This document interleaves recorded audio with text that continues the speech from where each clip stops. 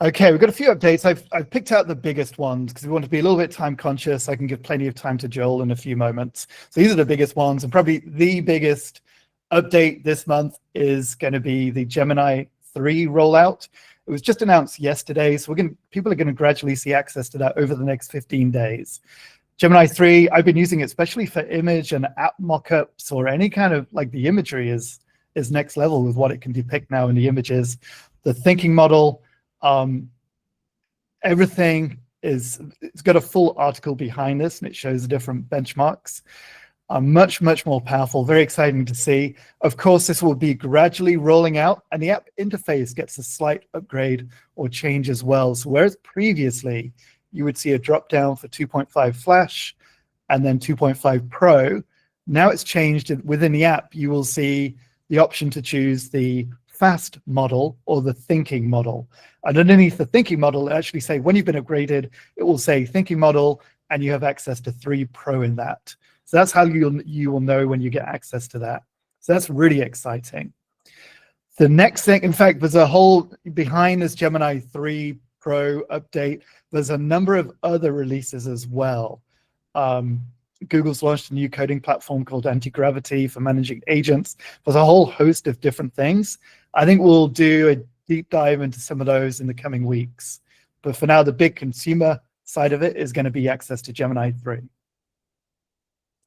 The next one, just to point this out, we talked about this a few months ago. This is rolling out in alpha now, so domains will start to see this. If you have Gemini access, so Gemini Google AI Pro licenses, then you'll begin to get access to Workspace Flows. I've got a couple of links here to resources on that. Workspace Flow looks a little bit like this. This is the back end to it, but you can automate a number of tasks and processes based upon your data inside of Google Workspace. So those could be emails coming in, they could be form responses.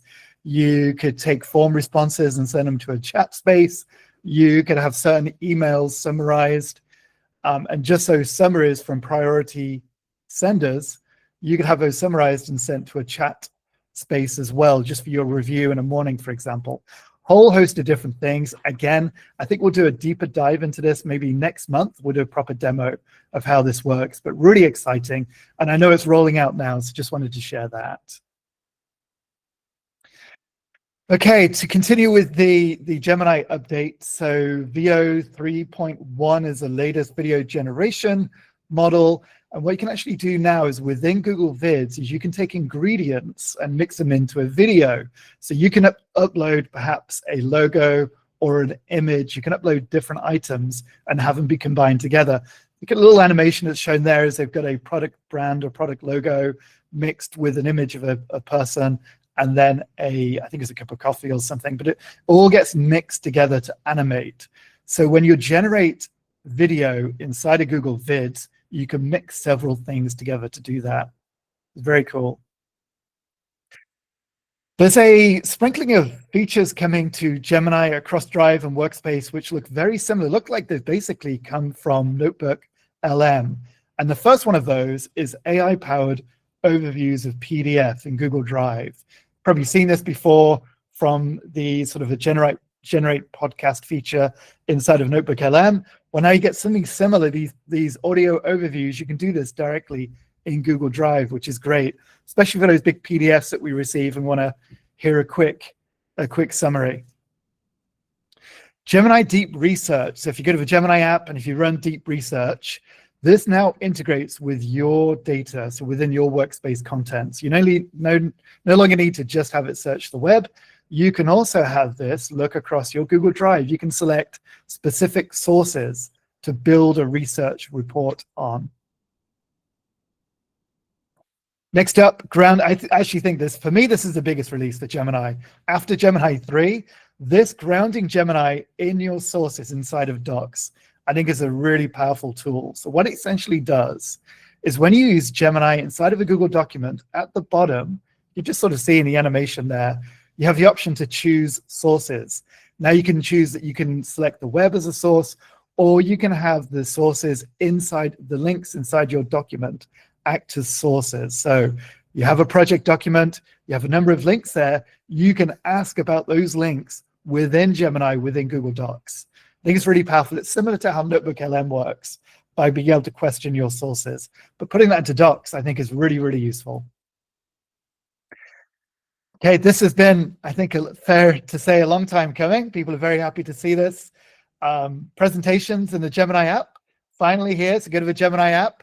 You can create presentations. I found you have to be very specific with your prompt. Maybe that's just the early days, but I found if you type in, you go to Canvas, create presentation, and then your topic, you can add in your existing resources as well, and you can modify the prompt.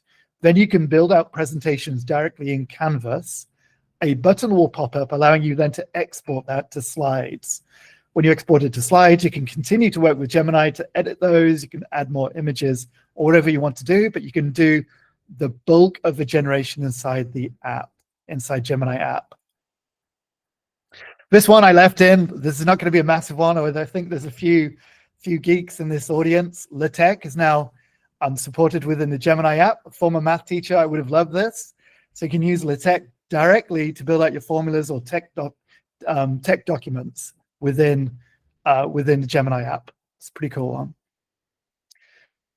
Okay, quick update to, in fact, I was going to skip this one just very quickly. Single sign-on with custom OpenID Connect profiles generally available. So if you're using that, it's now generally available, and you can use you can set up custom sign-ons using Google as a service provider. Okay, quick. Oh, I see. Yeah, these are a couple from this week, actually. Yeah, the calendar update for Google Tasks is pretty cool. So if you create a task, you can actually assign that into a time on calendar, and then you'll have as a little circle just at the top where you can check it off when it's complete as well. So you're kind of managing your tasks in calendar.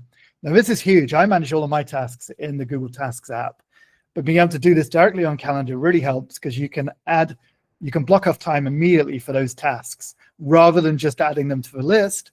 And then once you tick them off, they get ticked off in the Tasks app as well. A couple of updates are coming to Google Sheets. In fact, there's going to be I think I can say a very big update to Google Sheets in the next few months, which will make a lot of sense with this as well. You can now analyze much larger CSV files in Google Sheets with the BigQuery import. This makes a lot of sense if you've got big data sets, but you want to use the sort of more familiar Google Sheets interface to analyze them. Joel will be talking about data in a moment, so I won't talk about that too much. But there's actually another update behind the scenes as well. There's better ways to manage pivot tables as well in connected sheets. Quick one for Google Drive files. You can actually now set expirations on files and folders, expiration dates for files and folders. So if you share something temporarily, perhaps with a contractor or a vendor, and you just want to share it for a week, then you can set that expiration date. This is the pivot table one I just mentioned in connected sheets. So if you are using very large pivot tables, the capacity is doubled now to 200,000 rows. I know this is only really for actually a lot of data geeks in this audience. So bigger capacity there, but also you can drill down as well. So you can drill down onto your data. You can actually select specific rows and drill down into what's represented by that row. Okay, enhanced admin audit log events. We were talking about this a couple of weeks ago in Singapore at our Google Office event. A lot of schools do create admin reports, Google admin reports for executive leadership. And that would be for if you just want to show what changes or investigations have occurred. Well, actually, the audit log events are getting much more granular, and the sort of the tags and names of different activities just make more sense or easier to understand. So just improved audit log events. Okay, another one, I think this sort of harks back to COVID times, the waiting room experience, which some unnamed competitors have had for a while. Well, Google Meet has that as well. It's already rolled out. You may have begun to see this already. So waiting rooms experience is already rolling out. You can now have people enter a waiting room before you bring them into the main Google Meet room. Obviously, the big advantage for this, well, one of the big uses for this is setting up parent-teacher conferences.